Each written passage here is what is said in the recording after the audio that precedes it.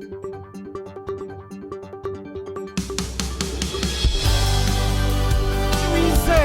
urabona ubwiza bw'Imana, ubwiza bw'Imana bukugira special. Nimba ubyizera uvuga uti amina.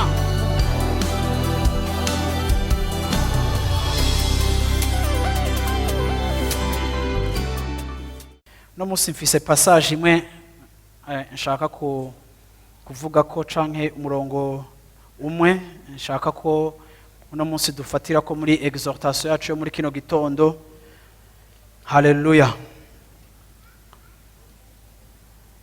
Irafatiye ahanini n'ibihe tugiye kujamo by'amasengesho, tugiye gutangura guhera mu ndwi iza gushika mu kwezi kwa 12 mu ntango y'ukwezi kwa kabiri mu ndwi ya mbere canke ya mu ndwi ya mbere canke indwi ya mbere niho turangiza ukwezi kwa 12. Bwiro mwicanye ruti ndagutumiye mu masengesho. Yesu ashimwe cyane. Yesu ashimwe cyane. Haleluya. Vyo mpimbara canke vyoba vyiza ata muntu numwe muri mwebwe tubuze. Yesu ashimwe cyane. Hari habo bidashoboka kubera ubuzi bwabo, abiga ama universite yo kumigoroba, ariko kandi nubwo ushobora kuba hari impamvu zumvikana, ndavuze neza impamvu zumvikana zikubujije ko tutabana, ariko aho uri urashobora kwifatanya natwege muri aya masengesho tukajana, sivyo? Tukajana muri aya masengesho mu myanya yawe, ukagira ico uhinduye muri programme zawe ukuntu zitegekanijwe, kugira ngo nawe we ugire ibihe vyo kwegera Imana no kubana n'Imana muri iyi minsi. Haleluya. Kuko tujane mu mutima umwe no mu ntumbero imwe, dusengera hamwe kandi twiha Imana, twegera Imana. Gusenga si ibintu gusa vy'igihe kanaka, ariko bikunze bikaba n'ubuzima bwacu, nico dusengera, nico tubigisha. Ariko muri iyi minsi nk'iyi y'umwihariko tuba dufashe umwanya nk'uyu wo gusenga, nayone Imana idukorera ibikomeye kandi ikaduhuza cyane muri uwo mutima, tugasengera hamwe kandi twama tuhakura intahe nyinshi. Nico gituma ababaye abasenga nyene bacitse abasenga, kuko iyo wize canke wiyigishije kubana n'Imana muri ubwo buryo ntavyo ushobora kuvamo canke nguhebe. Luka igice ca 10 murongo wa 38, Luka 10:38 kugeza kuri 42.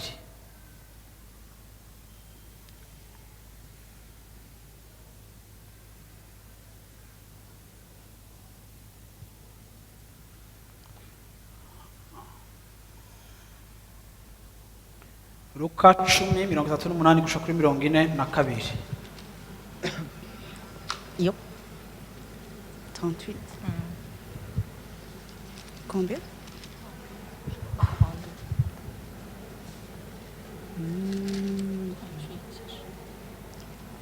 Kandi umugabo wo muri bo avuga n'ijwi rirenga. Sorry, Luka 10:38 38.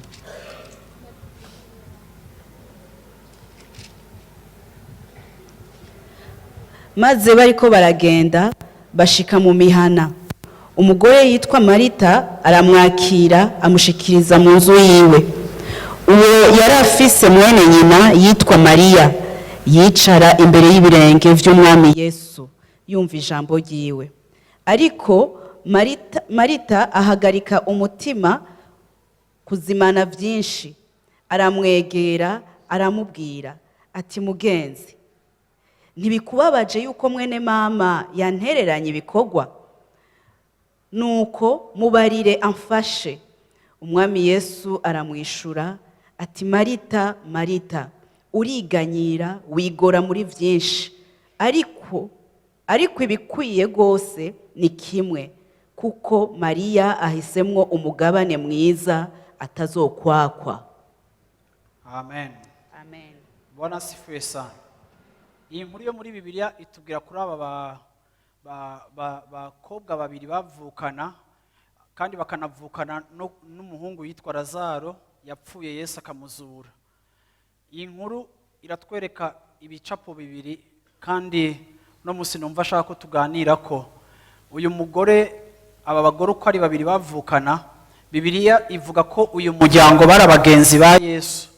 Yesu yaramaze kuza iwabo inshuro zitari nkeya, ku buryo yari yaragiraniye ubucuti budasanzwe n'uyu muryango w'aba bakobwa babiri twumva bakavukana na Lazaro.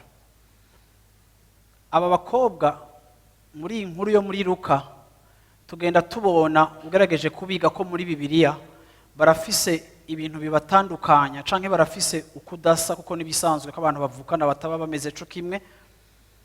Ariko uyu munsi uri particulier baje kwa Yesu, kandi yari minsi na Yesu ataciyerekana cane, atagikorera gose ku mugaragaro. Yesu azi iwabo, hama Bibiliya ivuga ko Marita yamwakiriye.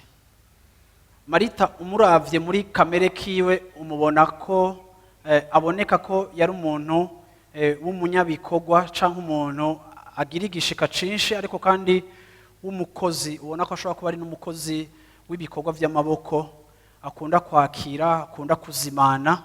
Uyu munsi rero niwe yakiriye Yesu, kandi igihe cose ukunda kubona Marita no mu gihe Lazaro yari yarapfuye, Yesu aje kumuzura, ubona Marita ariwe yaserutse kuri Yesu imbere ya Mariya.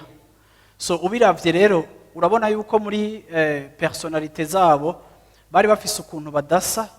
Urabona ko Marita yama afati ya mbere canke yama ari hafi yo kumenya ibiriko birashika, kuko urumva ko inshuro zibiri tubwira Yesu yabagendereye, Marita yari hafi ariko Mariya atari hafi. Ariko kandi muri iki gishika ca Marita no muri uku kuntu ariwe yakira Yesu canke ariwe yamuvugisha ubwa mbere, ugasanga twumva Mariya aboneka ubwa kabiri. Usomye muri iyi nkuru yo muri Luka, Bibiliya itwereka ko Yesu ngo ari mu nzira aza mu nzu iwabo, amaze kwinjira iwabo Marita akamwakira.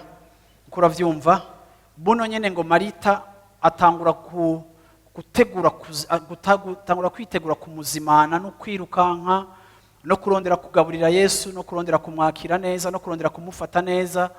Uravyumva, amaze kumwakira muri ubwo buryo, Bibiliya ivuga ngo ariko Mariya wewe hakugira ico agiye gukora, wewe ngo acaraza yicara ku birenge vya Yesu. Amaze kwicara ku birenge vya Yesu, birumvikana ko hari ikiganiro cari kihari. Bibiliya ntitubwira ico kiganiro ico arico, ariko Bibiliya idusinyifia canke Bibiliya itubwira position ya Marita. Bibiliya itubwira igikorwa Mariya yari karakora n'ico Marita yari karakora. Biratangaza ingene Bibiliya ishira muri comparaison canke ishira ku munzani attitude y'aba bagore canke aba bigeme babiri. Biratangaza ingene Bibiliya ishiraho iyo comparaison ku buzima bwabo, kandi bose uri kurabiraba ubona umenga nta numwe twumva ko yareka akora ikintu kibi. Ariko kandi Yesu mu majambo yavuze muri kino gice, aho yavuze gake tutazi ibyo ariko araganira na Mariya, Yesu asa nk'utanga ingene abona ibintu ku bijanye n'aba bakobwa bose uko ari babiri. Ani nk'uko Yesu atanga iciyumviro ciwe kuko ngene ababona. Ico tubona yuko Marita akazi kamubanye kenshi, aragera ku rugezo yumva yuko akeneye ko mwene wabo amufasha. Sinzi ibyo ariko arategurira Yesu, sinzi ingene sinzi ko hari ibyo byamusaba ko asohoka kubigura ku butike canke hajya kwizero, sinzi, ariko birumvikana ko Marita yari afise akazi kenshi. Ariko hakuza guhamagara Mariya, ntiyahamagara Mariya ariko avugisha Yesu. Aravuga ngo mwigisha, ariko ntubona ko mwene wacu yantanye akazi? Ntubona ko jewe ndiko ndakora kandi ntubona ko akazi ari kenshi? Ntiwomubwira akaza kumfasha? Uburyo Marita avugisha Yesu nk'umuntu afise iciyumviro kiri legitime, afise iciyumviro cumvikana kandi ari coco, kuko ni nk'uko abwira Yesu ati mutegeke aze. Uko uravyumva? Ariko Yesu mu gutanga position yiwe avuga iciyumviro gitandukanye n'ivyo Marita yibaza ko Yesu aza kumwishura. Yesu aramubwira ati Marita, uriruhisha, uravyumva, uriruhisha ukiruka muri vyinshi, ugakora ibintu vyinshi, ataco bimaze. Atariko mwene wanyu yahisemo umugabane atazogira gute, atazokwakwa. Sinzi ko nza gushika kuri iri jambo rya nyuma mpereje ko, ariko birumvikana yuko Yesu mu buryo abona ibikwiye gukogwa ntabibona nk'uko Marita abibona. Yesu aravye ibikwiye gukogwa ni nk'uko yabwiye Marita ati, Marita wewe wari ukwiye kugabanya akazi nawe ukaza ukanyicara impande, kuko ikinya Marita ahisemo nico ciza, kandi ni nk'uko Yesu amubwira ati, na wewe urakeneye ibyo ndiko ndabwira Marita. Uyu mugore muri service yiwe, kuko muze mubimenye, hariho abantu muri Bibiliya tubwira ko mu ngabire hariho ico twita ingabire ya generosité. Uravyumva? Ingabire yo kugira neza. Uravyumva? Hari n'igihe Bibiliya iyita ingabire yo kwakira abashitsi. Hariho abantu bafise ingabire yo kwakira. Hariho abantu udashobora kuva aho bari batakuzimanye. Hariho abantu bafise igishika co kwakira. Hariho abantu bakunda gukorera abandi no kubamara inyota no kubamara inzara. Hariho abantu baba basanzwe bameze uko onya. Iyo ngerageje kuraba nka dekriva ingabire Marita yari afise, Marita ndamufata nk'umuntu yari afise ingabire yo kwakira hospitalite. Niyo Bibiliya ivuga, si generosité ariko ni hospitalite, ingabire yo kwakira y'igishika, yo kuraza abantu. Muri Bibiliya y'ikirundi nibaza ko bayita ingabire yo gutanga indaro. Niba abantu umuntu wari we wese arengana mu ijoro bamuha indaro. Uravyumva? Niyo Marita yari afise. Urabona ko igihe cyose niwe yakira Yesu bwa mbere, ariko urabona ko Yesu ntahaye agaciro ibikorwa vyiza Marita ariko arakora naho ari vyiza, ahubwo Yesu aneguye Marita kukungena ubuzima bwiwe yiruka. Mu Gifaransa yamubwiye ngo, mu Gifaransa akoresheje ijambo rivuga ngo tu t'inquiètes et tu t'agites. Uravyumva? Pour beaucoup de choses. Uravyumva? Uri mu ruhagarara, uri kurirukanka, uri kurakora, kuragira gute. Bibiliya ntitubwira ko Marita yaciye yicara, kandi Bibiliya ntitubwira ko Marita yatsitaye, ntibatubwira ico yakoze. Ariko Yesu yatanze point de vue canke iciyumviro ciwe kubijanye no kumurondera.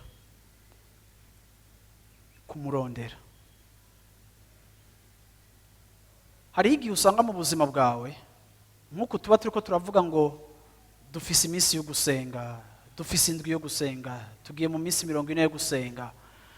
Uno munsi ndashaka kuvuga gute, kubahimiriza mfatiye kuri ano majambo, kuvuga ngo burya mu bisanzwe twese turakeneye Imana. Twese turakeneye kwegera Imana. Igihe ejo twariko turasangira n'abo bantu, hari umuntu yadushingiye intahe aratubwira ati, jewe mu buzima bwanje bwo gusenga ni ikintu cari carananiye kubaho ubuzima bwo gusenga, amasengesho yarangora, kandi kuko gusenga vyangora nari umuntu afise ibintu vyama bimunanira iminsi yose, nkisanga hari ibintu vyama binesha kandi nta parvena gukira canke kubohoka. Tariko tumaze kwiga class igira kabiri, ko kuri class igira kabiri turiga ku kintu c'amasengesho, ati ndatangura gutambukira mu buzima bwo gusenga. Uwo muntu aradushinga intahe ati, byatanguye bingora, narasenga bikananira, nkabihagarika, nkasanga nasinziriye, nkasanga nasamaye, nkasanga natakaje concentration. Tariko muri ugo rugendo ngenda ngwa mvyuka ndashika ahantu vy'ukuri Imana iranyugurira ku kintu cyo gusenga, ntangura kudevelopa ubuzima bwo gusenga. Kandi guhera ico gihe ubuzima bwanje bw'amasengesho bwahindutse. Hariho n'ibindi bintu vyinshi mu buzima vyahora binanira, Imana yampaye mu intsinzi. Uwo n'umuntu yadushingiye intahe, ariko kandi numva ndemezanya nawe, kuko vy'ukuri burya gusenga ni ikintu kidufasha kwegera Imana. Presence y'Imana ni ikintu kidufasha gukura, ni ikintu kidufasha mu bintu vyinshi ntashobora kubabarira. Mugerageje kuraba, Yesu yakoreye Imana imyaka 3, uravyumva, acarapfa. Ariko muri iyo myaka 3 Bibiliya itubwira ko Yesu yasenga iminsi yose. yarasenga mu gicugu mu gitondo, akongera agasenga no ku mugoroba arushe, ku buryo Yesu yarajana n'abigishwa biwe mu masengesho ngo bagasinzira, akabavyura. Ariko biboneka yuko nubwo baba barushe, Yesu yarafata umwanya wo kuba imbere y'Imana. Kenshi rero nkibaza nti nimba Yesu yarasenga kandi Yesu akaba akeneye amasengesho, akaba yarumva ko akeneye amasengesho, nukuri nawe urakeneye amasengesho. Mbwira umwicaye uti nawe urakeneye amasengesho. Gusenga rero ni ikintu kitugora nyene, kuko bamwe birahakwa kubanwiya, kuko abantu benshi bakunda gukora ikintu bariko barafashwa n'abandi. Ariko iyo ukwiye gusengera muhira, nta ambiance y'umuziki bihari, nta muntu aba ariko araturongora imbere aba hari. Ariko ntibisobanura yuko kuko utarumva uburyohe bwavyo, ntibisobanura ko ari ikintu urekeraho. Ariko kandi ndashaka kuvuga kimwe mu vyimviro gikunda kutugora mu bihe nk'ibi byacu byo gusenga, ikintu citwa ivyo tumenyereye. Ndakunda kubivuga, hari igihe ivyo ubuzima umenyereye n'ubuzima ubayemwo, uri umuntu igihe cose ufise ivyo uriko urakora. Hariho abantu bari active mu buzima bwabo, ariko hariho n'abandi bantu novuga bari hyper active. Hariho abantu bagira ibikorwa vyinshi, hari abantu bagira ibintu vyinshi, hari abantu bagira sociale nyinshi, hari abantu bagira vyinshi bajamo, hari abantu bitabira ibintu vyinshi.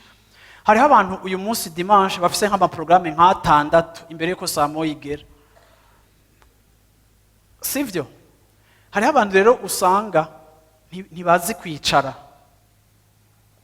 ntibazi guteba mu kintu, ariko n'abantu igihe cose bari muri iki. Uyu Marita yari mu bwoko bw'abantu bataguma hamwe, ariko ubona yuko plaisir yiwe iri muri action. Kandi hari igihe activite, kuba hari ico uriko urakora. Hariho n'abantu batazi kwicara no mu nzu, iyo yicaye yumva umenga hariho probleme, aca ahaguruka akaraba ico yoja gukora, akumva ko hari ikintu agomba gukora. Nigeze gufasha couple yari ifise ico kibazo, yari ifise umugore akora cane vraiment. Hariho abantu bakora cane birenze igipimo cyo gukora, ariko igacika addiction, igacika ikintu kikuboshe kumva ko hari ikintu ukwiye gukora.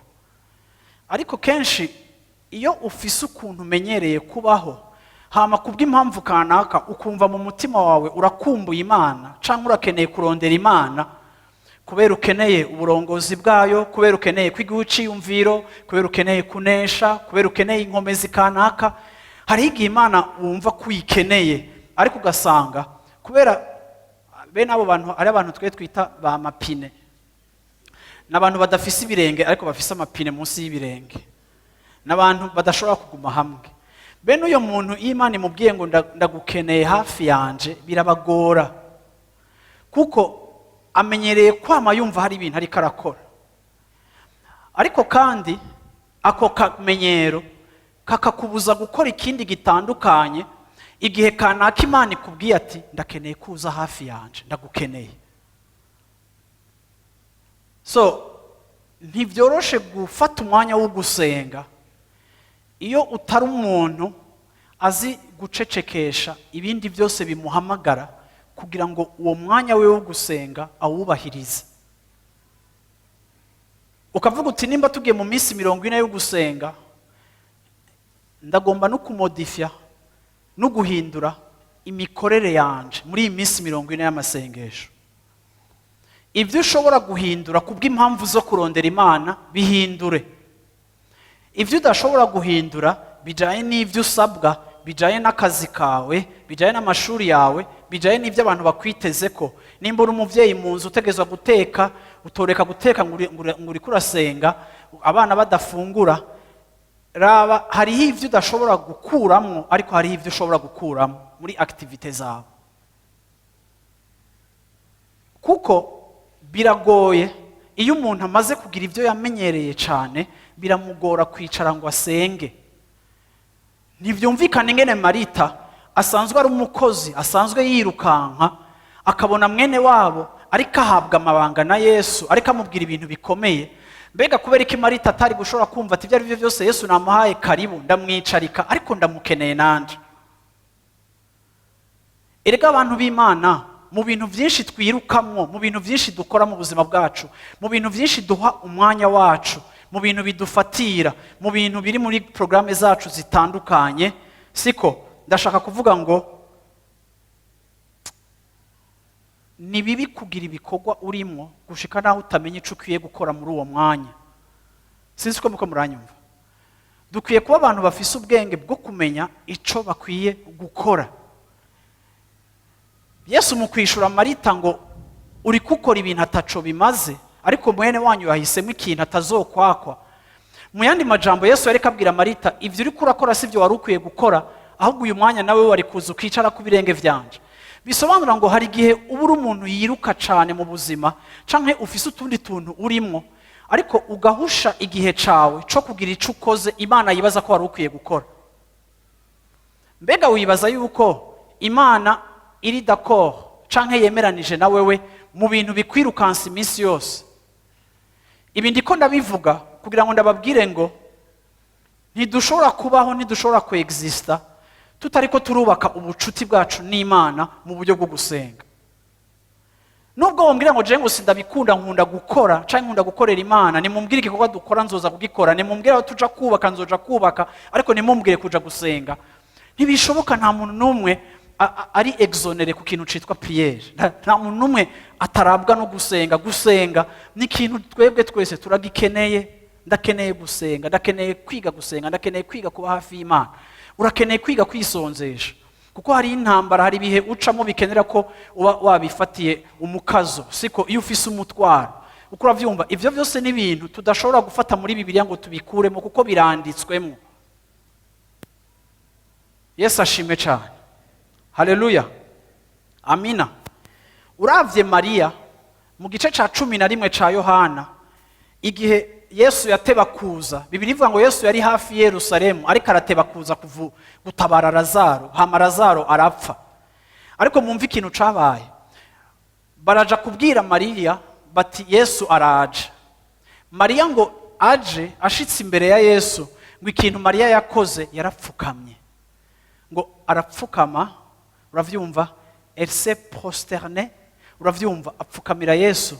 Ikintu mbona kuri Mariya ndamubona nk'umugore w'umu adoratrice, yarafise umutima wo kubaha no gukunda Imana.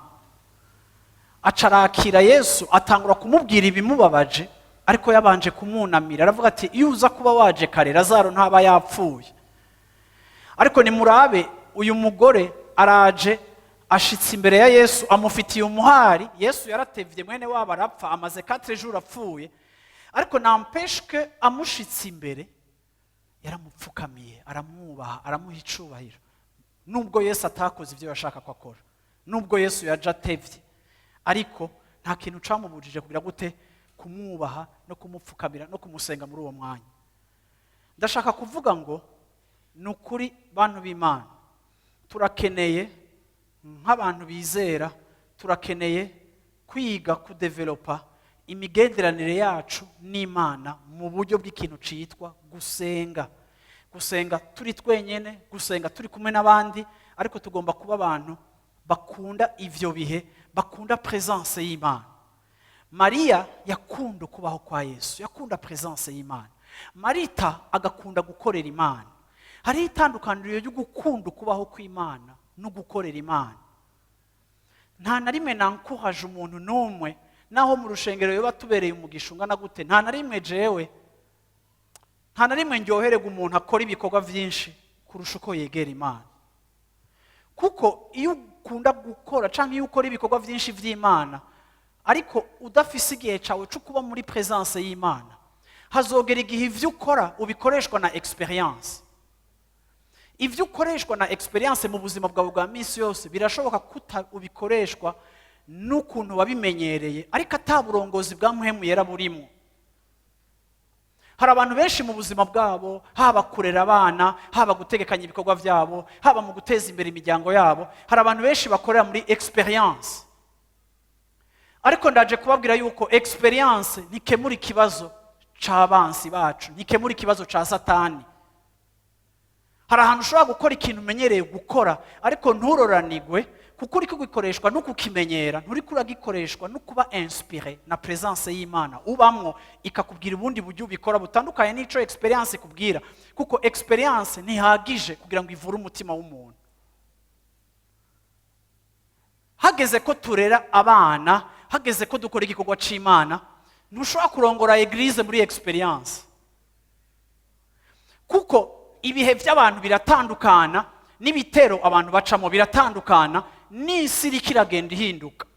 Nohagarara ku vyo nakoreye muri 15 ans nkagendera muri experience nkaca nidibamira nkavuga ngo ndabizi, noba mpfuye kandi noba ngira ntangure kononekara kandi nokumarira ibintu bike cane, kuko experience n'akamenyero ko gukora ibintu nta na rimwe gashobora kuhamplasa canke gusubiriza mu kibanza ico Mpwemu Yera atwigishiriza mu kubana nawe iminsi yose. Akavuga ngo nimba mu mwaka uheze mwaragiye gutya, uyu mwaka nimugende gutya, nimba mu mwaka uheze mwarakoze guta, uyu mwaka nimukora uko. Igihe cose kubana n'Imana bituzanira inspiration nshasha muco dusanzwe tujejwe. Yesu ashimwe cyane, Yesu ashimwe cyane, Yesu ashimwe. Hari umuntu yambwiye ngo jewe ndakunda ama eglise amaze imyaka myinshi kuko ngo baba bafise experience. Ndagusavye ntuzoje muri eglise kubera imaze imyaka myinshi, kuko igikorwa c'Imana ntigikorerwa muri experience. Igikorwa c'Imana gikorerwa mu bucuti abagikora bafitaniye n'Imana kurusha uko biva mu kamenyero na experience. Kuko experience ni iki canke akamenyero nivyo Bibiliya yita idini, uko vyamye hambere hose ni mbere nk'uko imyaka.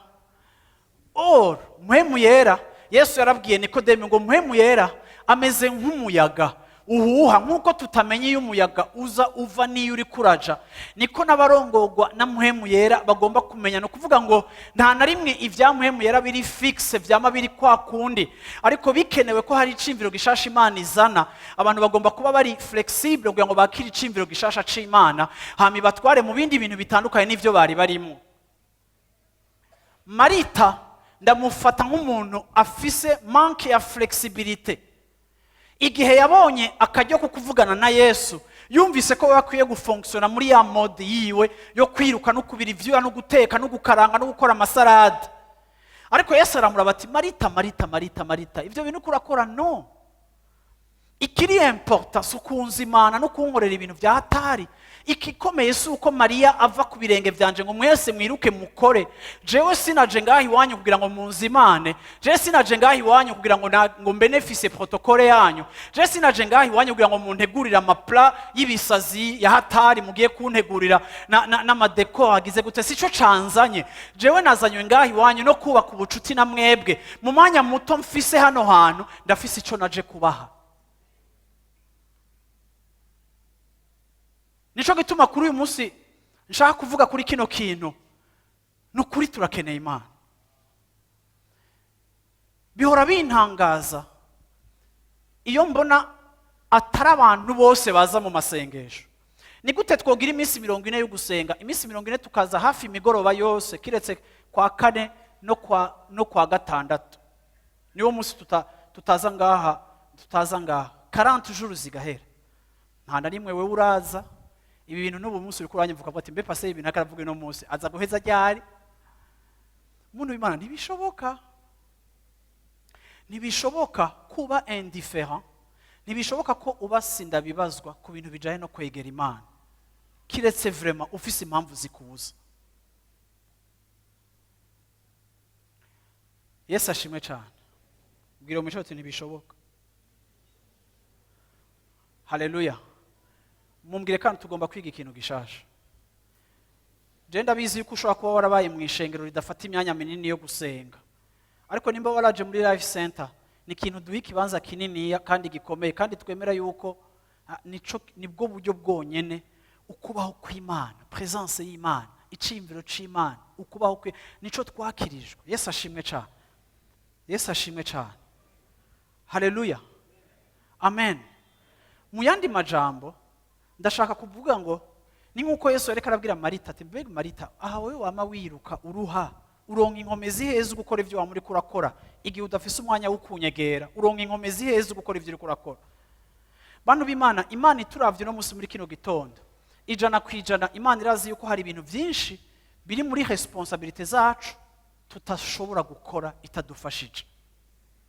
Nasanze igikorwa cyo gusenga ni igikorwa cyo guca bugufi, kumenya amalimite yawe no kumenya aho udashobora, ugahungira muri presence y'Imana kugira ngo ufashwe n'Imana.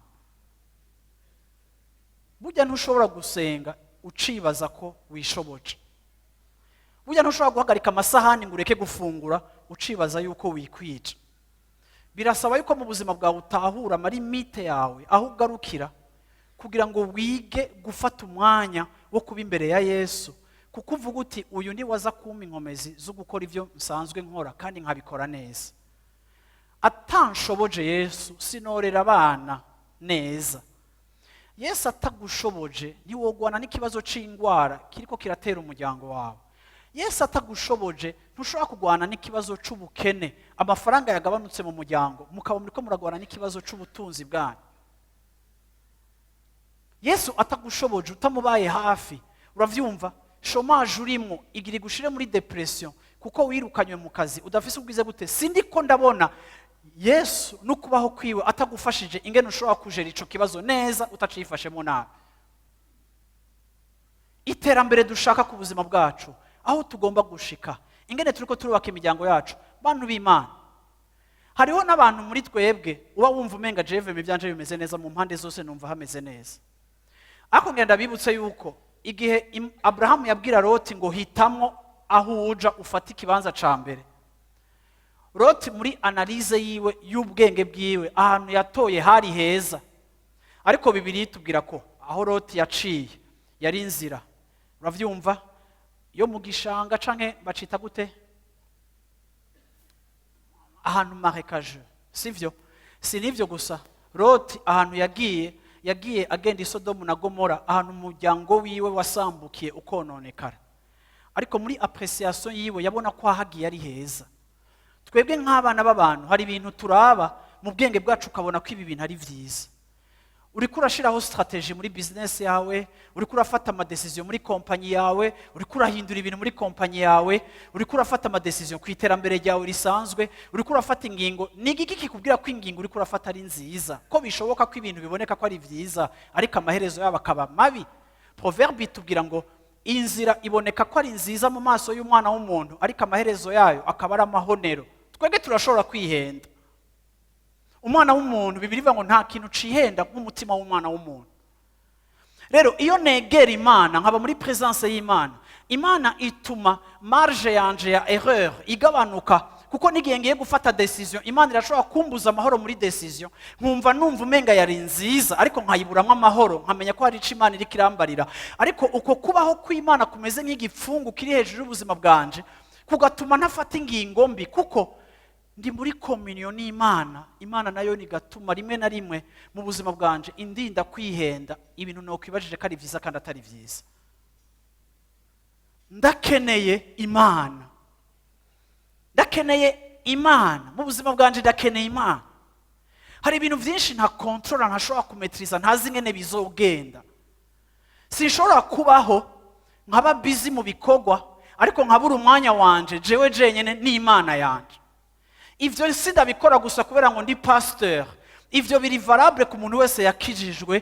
Mu vyo uri kurajamo vyose, Imana n'umukonseye mwiza, Imana n'umuhanuzi mwiza, Imana n'umunyabwenge ahanitse, Imana n'umufasha, Imana n'umufasha wacu. Nico gituma birakeneye ko tuyegera. Murambona amafamiye ukabona abantu bariyadukije ngo twatewe, ukabona abantu b'Imana. Mu gikorwa nkora biranyereka yuko ata muntu numwe adafise igihe ciwe kibi nkuko ata muntu numwe adafise n'igihe ciwe ciza. Ariko mu bihe vyacu bibi kenshi iyo bidushikiye tutegeranye n'Imana, cyane tudafitane bucuti n'Imana, narabonye abantu basanzara, abantu baraba éparpillé, abantu barasinzikara. Ntibikenewe kurinda kugira difficulté mu rugo kugira utangure kuba spirituel. Ntibikeneye kugwaza umugabo canke umugore kugira ngo utangure kuba umuntu w'impwemu. Ntibikenewe ko abana bakunanira kugira ngo utangure kuba spirituel. Ntibikenewe ko bakwirukana mu kazi kugira ngo utangure kuba umunyamasengesho. Ntibikenewe yuko ivyawe bihomba, ivyo wapanze canke umutahe wawe uhomba kugira ngo utangure kuba umunyamwemu. Oya, nta kintu na kenwe ukeneye kubanza kubura kugira ngo ube spirituel. ariko kugira ngo urondere imana ukeneye gutahura ikintu kimwe gusa, jewe ndafise aho ngarukira, ndakeneye imana. N'igihe byose byawe bisa n'ibimeze neza, ndaje kubabwira no munsi muri kino gitondo turakeneye imana. Nico gituma dushiraho iyi minsi yo gusenga kugira ngo bishoboke tujane hamwe, hama murabe ivy'Imana izokora mu buzima bwanyu. Kuko Biblia ivuga ngo nta wegereye imana canke nta wisunze imana, nta wagize imana refuge yiwe yigeze amaramara. Bwana sifiwe sana. Yesu ashimwe cyane. Haleluya. Amina. Muriko muranyumva abantu b'Imana. Rero ndakwinginga ngo mu bintu byinshi bitwara umwanya wawe, raba ivyo ukuramwo, muze dusenge. Muze dusenge. Muze tube imbere y'Imana. Yesu ashimwe cyane. Haleluya. Amen. Muze dusenge. Imisi yose saa moya programme yacu ibiheze, ariko muze twegere Yesu. Muze tube hafi ya Yesu. Muze tumere nka Mariya, twicare ku birenge vyiwe. Muze tumedite kuri we, muze tumuhamagare, muze tumubwire, muze tumwinginge. Yesu ashimwe cyane. Haleluya. Muriko muranyumva gashengero ry'Imana? Fise umuonkre yatureze, abavyeyi bacu barapfuye. Yarigeze kunyicarika. Wana hari igihe abana b'abahungu umujene wese mu adolescent ubura umwana kubagana cane, kandi nyene uba sinzi ubuzi bikeya, naho kenshi iyo turi muri iyo myaka ya 17 10 ningahe ntumbaze, tuba tuzi ko tuzi ibintu byinshi. Aranyicarika, nari naronse amanota mabi comme d'habitude, hama aranyicarika, arambwira ku mugoroba ariko arafungura mu 18h, arambwira ngo ufise abagenzi babi. Yambaye amarori andaba mu maso, ufise abagenzi babi. Sishaka kuvuga ingene yabise abagenzi banje, ariko yarambwiye ko mfise abagenzi babi. Jewe vraiment ndacibuka yuko ariko arabimbarira. Muri je naca numva umenga wori umutama canke genre we ntuzi ntavyuzi.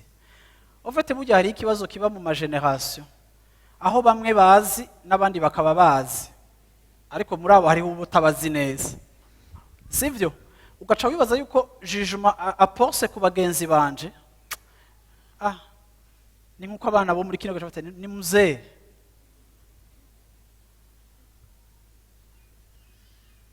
Ako no musi ndaraba abantu yari karambarira, n'abantu barishwe n'urumogi, ubu n'abantu atabuzima bafise, abandi barapfuye kandi bapfa nabi. Ayo mazina yambariye abo bantu yari karambarira precisement, kandi ntiyarabazi cyane, ariko yarazi ko ari babi. Mboko murabizi, murumva ko ntaciye ndabaheba, twarabandanije, ariko numva umenga wowe ndamushize muri parenthèse, ntazi ibintu. Rero uyu munsi example nayibutse nshaka kubibuka mwebwe ishengero. Iyo umuntu ariko arababwira ikintu, murumva ko ndiko ndensista ku bintu byo kuza gusenga, bamwe murabona ingene muriko murambona, mumeze nka jewe kijya gihe, ariko nanje ndabizi neza, haleluya, yuko mukeneye gusenga. Vraiment murabikeneye. Nta kintu na kimwe bizobahombesha, nta kintu na kimwe muzotakaza, nta kintu na kimwe muzohomba, kiretse amasahani makeya. Naho kubw'impamvu yuko wibungenze cyangwa ufise ingwara urwaye ukavuga uti sishobora kwisonzesha, nta problem. Nuzu uhaza uturimibe, ariko uturirimibe imbere ya Yesu. Ariko muri uyu mwanya twisengere, Yesu ashimwe cyane, mubwira uti ingwa uhaza. Sivyo, n'uje ashonje azashonje, nta problem, ariko turashaka kuza imbere y'Imana. Hama mu myaka mikeya, mu gihe kiri imbere, mu mezi makeya, mu ndwi zikeya, mu minsi mikeya, bamwe muzoza kuvuga ngo warakoze. Dimanche heze nari muri eglise, ndahasanga umudamu yimutse muri eglise yavuye mu bantu twasengana hano, yitwa New Beginnings. Nari nagiye kwigisha yo dimanche bagira anniversaire ya 5 ans. ndahasanga umudamu ntazi ko yavuye ngaha asigaye asengerayo. Ndamubwira nti mbo nta kibazo ibyo ari byo byose n'aha ni iwacu, ariko ndamubwira ntako wagiye utanseze. Arambwira ati nibyo pastor nagiye ntasezeye vraiment nibiki, ariko kweri nyene umbabarire kwa gutyo niki. Hama yatangura kumbwira ati pastor ikintu muri live center nahigiye, muri live center narahigiye kuba umusenzi, umunyamasengesho, narahigiye gusenga, kandi ico kintu sinzopfa ndacibagiye. Carahinduye ubuzima bwanje, carahinduye urugo rwanje, carahinduye imibereho yanje. Nta kintu na kimwe mu buzima nshobora kumva ngo kinyeganyize ubuzima bwanje, kubera ico kintu nize kwegera Imana kandi navyigiye hajya ahantu. Numva nubwo yimutse birandyoheye kubona yuko hariho ikintu ciza twashize mu buzima bwiwe kandi kimufasha, kandi kikimufashije, kandi kizoshishikara kumufasha gushika hazorinda asaza, kuko yari umugore adakuze cane, ya makupre abakiri jeune, sivyo? Rero ndabipfuriza mwese uko musengera ngaha, aho mwavuye hose, ndabipfuriza kuba abantu basenga. Kuko je sinzi twebwe ico twoba canke sizigene twara kuba tumerewe yaba tudafitaniye ubwo bucuti n'Imana. Sinzi ico twoba turico. Nigihe nimvira ibintu byo muri kazoza nta metriza, nama numva nsubiye guhumurizwa no kumenya ko narihaye Imana, n'ivyo nta metriza Imana irabimetriza. Hama hari impore yo mu mutima ivuye kuca Imana iri ku buzima bwacu n'ico ishobora kuba ku buzima bwacu. Siko ga live center. Yesu ashimwe cyane. Haleluya. Ndashaka kubabwira ibintu tuzosengera muri iyi minsi y'amasengesho yacu, ibintu Imana yashize ku mutima wacu tugomba gusengera muri iyi minsi yacu y'amasengesho. Turi kumwe mu mutima w'amasengesho n'abasenzi mu minsi yacu y'abantu bari muri intercession. Twaragize umwanya wo kwiyumvira kuri bino bintu, kandi nshaka kubatumirira muze dusengere ibi bintu. Bimwe biragize ubuzima bwacu, ariko kandi ni wanumva iyi mitwaro nshaka kuvuga ko n'iyindi mpwemu yarazoduha mu rugendo rw'amasengesho, ukaba wumva hari n'umuntu ashobora kuba afise imitwaro isa nk'iyo, uzomuzane muri ayo masengesho, mutumire uti tugiye mu minsi yo gusenga. Yesu ashimwe cyane. Ndanabasabye nuno munsi nyene mupibriye kandi afishe y'amasengesho ku matelefone yanyu, muyishire mu mastatut, muyipartage. Turashaka kuza gusenga hano hantu. Yesu ashimwe cyane. Turashaka abantu bazodufasha, bafasha amakonje canke abasanzwe bafise disponibilité. Turashaka yuko isaha yose y'umunsi, twaravuze ngo guhera 7h du matin, guhera 6h du matin gushika 19h yo mwijoro, ahantu hakwiye kuba amasengesho iyo minsi 40 yose, kiretse kwa gatandatu no kwa Mungu, sivyo? Tukeneye abantu bari disponible. Bamwe bo muri intercession bazoba babifashamwo, ariko turakeneye yuko umuntu wese azoza ngaha afise umutwaro, afise abashaka ko bamusengera canke afise ico ashaka gusengerwa, ko turashaka kumenya ngo hariho abantu dufise, ego hariho abazobikordona, ariko tugomba kumenya yuko umuntu wese azoza ngaha azoba afise abantu bamufasha gusenga. Yesu ashimwe cyane. Mbwira umuntu mwicaye ati gusenga.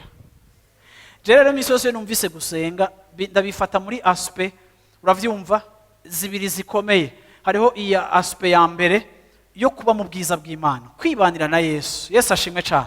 Hari n'umuntu yambajije ngo programme yo muri 40 jours hazoba hari iki? Nimba ari ikintu nanka gupanga, sinkunda gupanga amasengesho. Amasengesho turatemba. Yesu ashimwe cyane. Ko muhemu yaradutwara, ko muhemu yaraturongora, turasenga. Bwana sifiwe sana. Tuje kubaho mu bwiza bw'Imana, ariko tuje no kugwana n'intambara zitandukanye ziri hagati yacu. Ico nico kintu gikomeye kigira kabiri nshaka yuko dufatira umwanya. Yesu ashimwe cyane. Nshaka kuvuga ikintu mbere, igihugu. Ndashaka yuko muri 40 jours dusengera igihugu. Bwana sifiwe sana. Ibibazo ivyo ari byose ushobora kubona biri mu gihugu, ukavuga ngo Imana ibiduhindurire, Imana itugirire neza, Imana igendere igihugu cacu. Turagomba gusengera igihugu muri 40 jours. Kindi kigira kabiri dushaka gusengera muri iminsi 40, turashaka gusengera ikintu kijanye n'amagara, sivyo? Hari abantu usanga muri eglise bafite ikibazo c'amagara, ikibazo cyo kugwaragurika, ikibazo ca santé. Tuvuga n'ikibazo c'amagara twaravuze muri intercession, ikibazo c'abantu bapfa, ubona bapfuye hatageze, ico abantu kenshi bakunda kwita gukenyuka. Turakivuga ko tuvuga ingene population zacu zitaramba, turavuga ngo iki kintu tugomba kugisambura dusengera mu bibazo bijanye n'amagara. Ariko ushobora kuba ufise ingwara yamikuza ko igukurikirana, ikononye canke isinzikaje umwe mu bantu biwanyu, turagomba gufata umwanya wo gusengera ikintu c'ingwara. Turashaka gusengera ikigira gatatu, ibintu bijanye n'ubutunzi, siko? turashaka gusengera yaba imiryango yaba abaparticulier bari ngaha muri eglise ariko bafise ikibazo c'ubutunzi, bafise ibibazo vy'akazi, bafise ibibazo vy'ubukene bwa bundi bukaze kandi batorohewe mu mibereho yabo, bakeneye inyishu y'Imana. Kandi kenshi nico kibazo kivamo ibigeragezo vyinshi vyo gutora inyishu zitari zo Satani ariko arinspira. Turashaka gufata umwanya wo gusengera ikibazo c'ubutunzi. Kwa wumva ufise umutwaro kubijanye n'ubutunzi bw'umuryango wawe, ubutunzi bwawe bwite, turashaka gufata umwanya wo gusengera amafinance. Kindi dushaka gusengera, turashaka gusengera imiryango, turashaka gusengera amafamiye yacu. Hari abantu bava mu mafamiye yamari mu bibazo vy'urutavanako, kavuga ati ndashaka kuzana umuryango wanje. Ushobora kuba uri umugabo, ushobora kuba uri umugore, cyangwa ushobora kuba uri umwana ava mu muryango kanaka ariko warakijijwe ariko ukabona hari ibibazo biri muri famiye yawe. Turagomba gusengera imiryango yacu muri iyi minsi 40. Hari ikibazo ubona muri famiye yawe, hari ikibazo ubona gisinzikaje umuryango wawe, hari ikintu ubona ko kimeze nk'ikamananiza imbere ya famiye yawe, turagomba kubisengera. Yesu ashimwe cyane.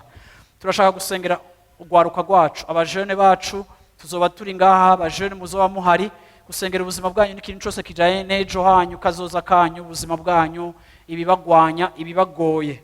Kindi dushaka gusengera, turashaka gusengera umubiri wa Kristo muri rusange. Ntituri ishengero ryonyene ryikunda riri izole, ariko turashaka gusengera abarongozi b'amashengero hirya no hino kugira ngo Imana ishishikare kubakoresha. Nkuko mubizi hari gihe uza gusanga hari abantu benshi bagiye baba abuse mu ma eglise canke bagakomerekera mu mashengero canke hakabaho ibibazo mu mashengero bifatiye ku kibazo c'uburongozi. Turashaka gusengera uburongozi bw'amashengero, turashaka gusengera ishengero rya Kristo muri rusangi. Izoba ari imwe mu masujet de prière tuzoba dufise, sivyo? Iki naco ne tugomba gusengera, turashaka gusengera cane ikintu kijanye na transformation muri eglise, siko ico Paulo yise renouvellement de l'intelligence. Turagomba gusengera vraiment transformation mu myiyumvire yacu, uburyo tubona ibintu, uburyo twiyumvira. Ico kintu turagomba kugisengera kuko hari gihe usanga abantu benshi bafise ikibazo kitari ikibazo ariko ari ikibazo c'ingene babona n'ingene batahura ibintu. Imana yahindura ingene wiyumvira ukabura hejeje gukira. Yesu ashimwe cyane. Ikindi tugomba gusengera mu masengesho yacu, turagomba gusengera iki kibazo cha covid kihari muri ino minsi. Turashaka kuvema gusambura rujya runtu mu izina rya Yesu Kristo. Rurablotsa abantu benshi, rurabujije abantu benshi kugira ivyo bakoze, rurafexe imiryango itari mike. Ushobora kuba atavyuzi naho twebwe dufise uwo mwidegemvyo, ariko hari ibintu bitameze neza kubera ico kiza. Turashaka rero kugisambura no gusenga kugira ngo Imana ikitwirukanire, kuko twebwe turahari kugira ngo dusengere aho tubaye n'abandi bose. Kigira 10 tugomba gusengera, turagomba gusengera ivyo no kwita ibikomere vyo mu mishaha y'abantu, ibikomere abantu bakomerekejwe, abantu bagize amadeception mu relation, abantu bagize ibikomere biva mu ngo zabo, abantu bahemukiwe n'abantu, abantu bababajwe n'abantu, abantu bababaye, abantu bapfishije, abantu bafise agahinda ko mu mutima, abantu bakomerekejwe n'ikintu kimwe canke ikindi, kandi kenshi ibikomere birakubuza kwa avansa. Turashaka gusengera ivyo bintu. Yesu ashimwe cyane. Haleluya. Mwavyumvise abantu b'Imana? Ibi n'ibindi bitandukanye biri mu mitwaro yacu tugomba kuzoba dufise iyo misi dusenga. Maka tubonye Imana igize icikora, duhamagara Imana kuko ishobora gukora igahindura. Yesu ashimwe cyane. Ariko umutima wacu muniniya dupartage n'abantu bo muri intercession, dusengera life center, mwese tubasengera, ndawo bapartage ko ikintu ca mbere tubasengera igihe cyose twakoranye ku misi yacu yo gusengera hamwe nabo mu gisata c'amasengesho. Ikintu twama tubasengera kandi gikomeye, tubasengera ngo Imana ibahe guhishurirwa Kristo. Yesu ashimwe cyane. Guhishurirwa uwo Yesu ari, revelation ya Kristo ni kimwe je mu bintu nemera. Iyo umuntu yahishuriwe, iyo umuntu yamenye Yesu uko bikwiye, ajana nawe uko bikwiye. Kigira kabiri dora tubasengera kandi tuzoba dusengera muri imisi y'amasengesho, no gusaba ngo Imana yongere ishengero urukundo rw'Imana. Imana itwongere kuyikunda, kuko kenshi mu bibazo dufise mu gakiza bihagaze yuko tudakunda Imana bikwiye. Ariko iyo dukunda turitanga, iyo dukunda turahinduka, iyo dukunda turamwiyegurira tukamwiha twese.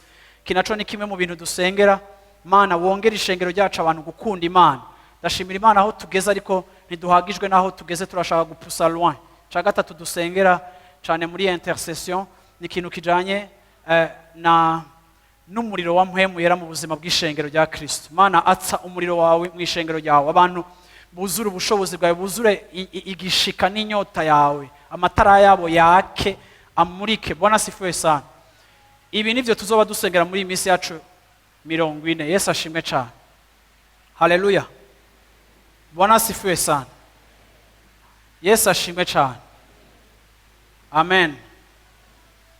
Haleluya. Haguruka dusenga Imana. Haleluya. Yesu ashimwe cyane. Yesu ashimwe cyane. Haleluya. Ni bande bumva ko vy'ukuri dukwiye gusenga? Haleluya. Bwana asifiwe sana. Ntituzosengera ivyo gusa ko nimba ufise n'undi mutwaro wari wose tuzowusengera, ariko ndashaka mwese duhaguruke mu minota 5. Ndashaka dusengere kimwe mu bintu navuze wowe wumvisemo navuze ngaha. Nimba mu byo navuze hari icawe wumvise, ndashaka turangize tugisengera. Yesu ashimwe cyane. Duhamagara Imana muri kino gitondo mu minota 5. Yesu ashimwe cyane. Haleluya. Mu minota 5 hasigaye minota 10 midi igere. Haleluya. Hagurutse umuntu mwicaye ati ntugire ubunebwe, haguruka dusengere hamwe. Haleluya. Yesu ashimwe cyane. Nditeze yuko hari ivyo Imana izodukorera muri uko kubana kwacu mu masengesho, ko yarasezeranye. Haleluya, yuko azotwitaba nitwamuhamagara. Yesu ashimwe cyane. Rero ndamwiteze, turamwiteze, kandi nk'uko imyaka yose twabayeho, myaka 15 dufise iminsi y'amasengesho, tukabona kugira neza kw'Imana ku buzima bw'abantu. Harabishuwe cyane muri iyo minsi y'amasengesho, hari amatemanyaje menshi cyane yabaye muri rino shengero bivuye muri ivyo bihe byo gusenga, kuko ivyo bihe byose byo kwiyumvira kuri Yesu birahindura ikintu gikomeye mu buzima bwacu, kuko aba ari umwanya twiharije n'Imana ntireka kuwukoreramo no kuwuduheramo umugisha, kuko Imana iravuga ngo ndakunda abankunda kandi abandondera j'aime ceux qui m'aiment et ceux qui me cherchent me trouvent. Ndakunda abankunda kandi abandondera budahumeka bazombona. Tugiye kwinjira muri iyi saison yo kumurondera. Haleluya. Kumurondera. Mana ndagushaka. I need to see your face. Ndashaka presence yawe. Ndashaka kukwiyumvira. Ndashaka kukuvugisha. Ndashaka muri iyo minsi y'amasengesho kukumenya. Ndashaka muri iyo minsi yo gusenga kugutahura cyane. Ndashaka muri iyo minsi yo gusenga gusuka umutima wanje, kukubwira umunezero wanje, kukubwira umubabaro wanje, kukubwira ibindemereye. Ndashaka unyiyereke. Yesu ashimwe cyane. Ndashaka kukwegera kugira ngo influence yawe ihindura ubuzima bwanje. Yesu ashimwe cyane. Ndashaka utangure gusenga, wereke Imana ico twavuze, wumva ari umutwaro wawe, ico wumva ushaka kwikora muri iyi minsi yacu y'amasengesho. Haleluya. Washaka kuduza ijwi ryawe tukamuhamagara. Haleluya. Haleluya. Haleluya. Haleluya. Haleluya. Haleluya. Haleluya. Turagushaka Mana. Turagushaka Mana. Turagushaka Mana. Mana, turaje nka Mariya ku birenge vyawe. Haleluya. Turaje nka Mariya ku birenge vyawe. Turaje nka Mariya kwicara hafi yawe. Mana, turakuragije Mana, nukonsakon ijya minsi Mana nk'imisi special yo kuba imbere yawe, yo kurondera mu nyonga hawe, yo kukuvugisha, yo kukubarira, yo kukubwira Mana ingene tugukeneye, yo kukubwira Mana ubukene bwacu, yo kukubwira Mana ingene uri uw'agaciro ku buzima bwacu, yo kukubwira Mana ko tugushaka. Turagushaka Mana. Turagushaka Mana. Turakurondera Mana. Mana, turagushaka Mana. Mana, turashaka ibizanana na wewe. Turashaka ivy'ubumana. Turagomba ku experimenta presence yawe. Turagomba ku experimenta presence yawe. Turagomba kukwegera muri iyo minsi Mana, kugira ngo utuvugishe, kugira ngo Mana utuvugishe, utuganirize. Haleluya. Mana, ndakweretse imitwaro yose iri hano hantu muri iri shengero. Ndakweretse imitwaro yose Mana iri hano hantu. Ndakweretse abantu bari muri kino kibanza. Ndakweretse imiryango yose igize live center. Mana, abantu bari muri kino kibanza bafise ibibahanze, bafise ibiriko birabagwanya, bafise ivyo bakeneye kukubonamwo, bafise aho bakeneye intervention yawe, bafise aho bakeneye kubona ukuboko kwawe. Baragerageje mu bwenge bwabo ntibabishobora, baragerageje mu nkomezi zabo ntibabishobora, baragerageje mu bukerebutsi bwabo ntibabishobora, baragerageje Mana, ariko uri kurababarira nk'uko wabariye Marita. Abaterega Marita, ukeneye kwicara imbere yanje, ukeneye kwicara ku birenge vyanje. Erega we ntavyo woshobora mu bwenge no mu nkomezi zawe, urirukanka. Ariko Mana, iki ni igihe cacu co kuza kwicara Mana. Mana, ndasengeye abantu bose bari hano hantu, ndasengeye iminsi y'amasengesho tugiyemo, ndasenze Mana ngo uzutugirire neza, ndasenze Mana ngo abantu bawe baze bishugwe, ndasenze Mana ngo abantu bawe baze bakubone. Mana, igihe cose wahamagara abantu ku musozi wawe, waba ufise ico ugomba gukora mu buzima bwabo, natwe turaje muri ubwo butumire bwawe Mana. natwe turitavye ubutumire bwawe Mana bwo kuza nk'ishengero, bwo kuza nk'umuryango wa Life Center, tukaza imbere yawe Mana tuje kurondera mu nyonga hawe, tuje guhamagara izina ryawe, tuje kuguhamagara wowe kugira ngo wowe Mana uze kwivanga mu vyacu, ingo wivange mu vyacu, ingo wintervene mu vyacu, ingo useruke mu vyacu, ingo wigaragaze mu vyacu, ingo manifeste presence yawe mu vyacu Mana, nk'uko wabidukoreye muri uno mwaka ukaza mu vyacu ukadukorera igitangaza Mana, nuze wivange mu vy'abantu bari hano hantu, mu miryango yacu, mu bahungu n'abakobwa, mu miryango, abafise amaproje yananiranye, abafise ivyiyumviro vyagoranye, abasinzikajwe n'amagara yabo, abariko baraca mu ntambara zitandukanye, abafise ubwansi butandukanye Mana, turaguhamagaye ngo wivange mu vyacu, turaguhamagaye ngo uze mu vyacu, turaguhamagaye ngo uze mu vyacu, turaguhamagaye ngo uze mu vyacu. Yesu we, Yesu we, Yesu we, turakugomba Mana, turagushaka Mana. Ndahamagaye Mana kugira neza kwawe muri iminsi yacu yo gusenga Mana, turasenze ngo Mana nk'uko imvura haleluya itaza ngo isubire inyuma, haleluya idakoje icayizanye, kandi ngo niko n'ijambo ryawe riri. Ndasamagaye Mana kugira neza kwawe Mana, kugira ngo iri jambo Mana ryo kuba ku birenge byawe Mana, ubu butumire bwawe Mana, kwitaba umuhamagaro wawe ku bujyanye n'ubutumire bwawe Mana, bize bihindura ubuzima bwacu.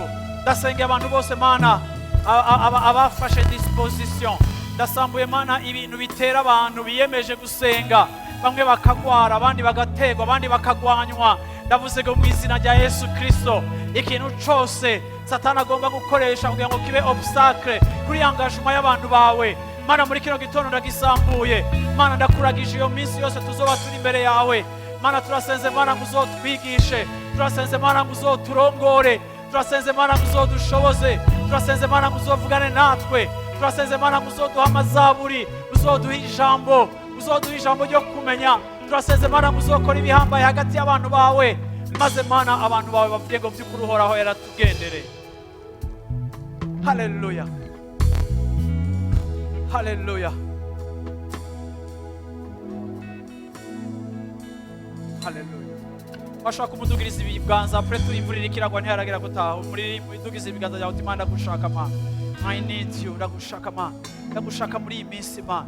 Ndagomba Mana kurangiza umwaka ndakwiyumvirako, ndagomba kurangiza umwaka wa 2020 ndakuragiza ubuzima bwanje, ndakwiyumvirako, ndagomba kuguha ikibanza gikomeye muri izi mpera z'uyu mwaka, ndagomba kuzana attention yanje yose kuri wewe, ndagomba kwiyafectiona ku vyawe, ndagomba kwiyafectiona kuri presence yawe, ndagomba kwiyafectiona ku kubaho kwawe, ndagomba kwicara ku birenge vyawe uvuge numve, ndagomba kwicara ku birenge vyawe uvugane nanje unganirize. Ndagushaka Mana, ndagushaka Mana, ndagushaka Mana, ndagushaka Mana.